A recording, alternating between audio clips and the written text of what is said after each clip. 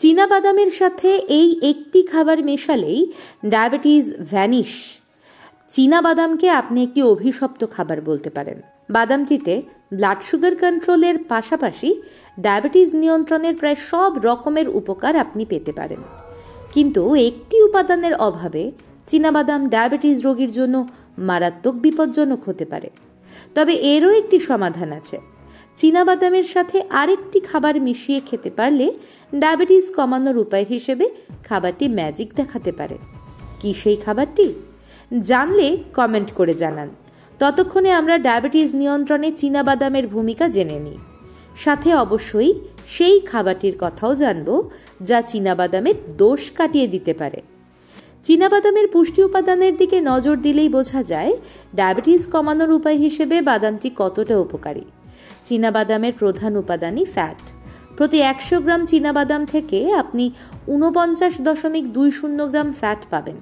দ্বিতীয় প্রধান উপাদান প্রোটিন 25.80 গ্রাম। তার পরের উপাদান ফাইবার 8.50 গ্রাম। আর সবচেয়ে কম থাকে নেট কার্বোহাইড্রেট মাত্র 7.60 গ্রাম।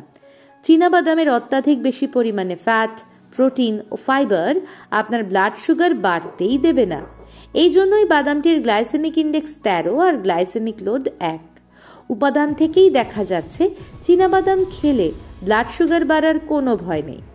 ব্রিটিশ জার্নাল অফ নিউট্রিশনে দেখা যাচ্ছে আপনি যদি সকালের খাবার মানে ব্রেকফাস্টের সাথে চীনাবাদাম খেতে পারেন তাহলে আপনার ব্লাড সুগার লেভেল সারাদিন নিয়ন্ত্রণে থাকতে পারে।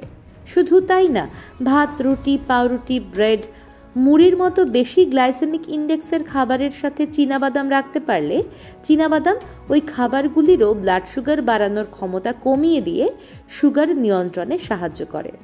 আরেকটি গবেষণা থেকে দেখা যাচ্ছে চীনাবাদাম শুধু ডায়াবেটিস রোগীর ব্লাড সুগার কমায় না, নিয়মিত চীনাবাদামের মতো বেশি ফাইবারযুক্ত খাবার খেলে যাদের ডায়াবেটিস নেই তাদেরও টাইপ 2 ডায়াবেটিস হওয়ার সম্ভাবনা 20 থেকে 30% কমে যায়। শুধু সুগার নিয়ন্ত্রণ না, গবেষণা থেকে দেখা যাচ্ছে চীনাবাদাম কোলেস্টেরল, উচ্চ রক্তচাপ সহ বিভিন্ন হৃদরোগ ও স্ট্রোকের সম্ভাবনা অনেকটা কমিয়ে সামগ্রিক ডায়াবেটিস ম্যানেজমেন্টে সাহায্য করতে পারে। এছাড়া চীনাবাদাম খেলে পেট অনেকক্ষণ ভরা থাকে, যা প্রত্যক্ষ ও পরোক্ষভাবে ওজন নিয়ন্ত্রণ ও ব্লাড সুগার নিয়ন্ত্রণে সাহায্য করে। মানে ডায়াবেটিস রোগীর খাদ্য তালিকায় নিয়মিত চীনাবাদাম রাখতে পারলে সরাসরি সুগার নিয়ন্ত্রণ ও ডায়াবেটিস জনিত সমস্যাগুলো অনেকটাই দূরে রাখা সম্ভব। কিন্তু আগেই যে বলেছি, চীনাবাদামের ওপর ছোট্ট একটি অভিশাপও আছে।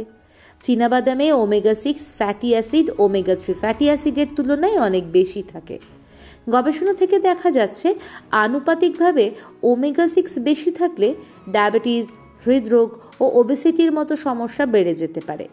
তাহলে উপায়? এখানে তিসি বীজ আপনাকে আশার আলো দেখাতে পারে। তিসি বীজে অত্যাধিক বেশি মাত্রায় ওমেগা 3 ফ্যাটি অ্যাসিড থাকে।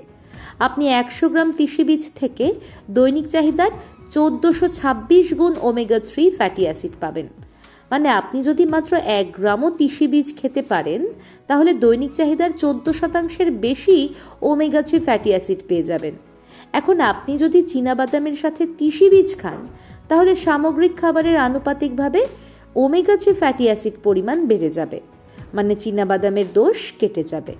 চীনাবাদামের অত্যাধিক ফ্যাট ও ক্যালোরির কথা মাথায় রেখে ডায়াবেটিস রোগীর খাদ্য তালিকায় প্রতিদিন 30 গ্রামের বেশি চীনাবাদাম না রাখাই উচিত। মানে আপনি যদি দিনে 25 গ্রাম চীনাবাদাম ও সাথে 1 গ্রামও তিসি বীজ খেতে পারেন, 1 সপ্তাহের মধ্যে ডায়াবেটিস নিয়ন্ত্রণে দারুণ সুফল পাবেন। ডায়াবেটিস নিয়ন্ত্রণে চীনাবাদামের ভূমিকা তো জানলেন, কাজু বাদামের ভূমিকা জানতে বাম দিকের ভিডিওটি দেখুন। এটি একটি শিক্ষামূলক আলোচনা যা বিভিন্ন গবেষণাপত্রের তথ্য নির্ভর। গবেষণাগুলো নিয়ে বিস্তারিত জানতে ভিডিও ডেসক্রিপশনের লিঙ্ক দেখতে পারেন। এরকম আরও শিক্ষামূলক ভিডিও পেতে ডক্টর বিশ্বাস চ্যানেলটি সাবস্ক্রাইব করে বেল আইকন অন করে দিন। সাথে থাকুন, সুস্থ থাকুন।